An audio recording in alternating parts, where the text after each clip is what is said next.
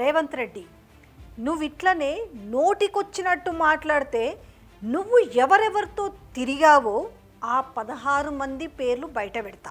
నువ్వు జూబ్లీ హిల్స్లో ఎక్కడున్నావో, దుబాయ్లో ఎక్కడ పడుకున్నావో, ఢిల్లీలో ఎక్కడ పడుకున్నావో నాకు అన్నీ తెలుసు. రేవంత్ రెడ్డి మిస్ వరల్డ్ పోటీదారుల ఫోన్లు కూడా ట్యాపింగ్ చేసిండు.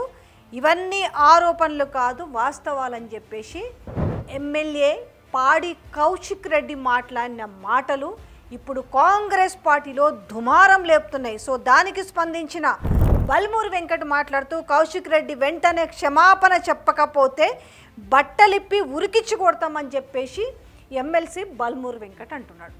ఎస్, ఏంది ఇప్పుడు నిజం ఉందా ఇందులో? పాడి కౌశిక్ రెడ్డి మాట్లాడిన మాటలు ఇంకా చాలానే ఉన్నాయి. ఏంటి, రేవంత్ రెడ్డి ఫోన్ ట్యాపింగ్ చేస్తున్నాడని మంత్రులు క్యాబినెట్ మీటింగ్కి హాజరు అవ్వకుండా ఢిల్లీలో కూర్చున్నారని.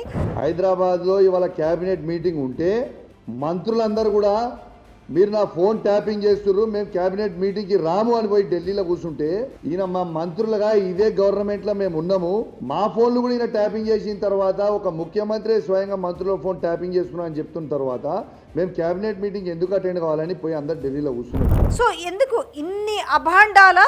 ఇవి నిజమా?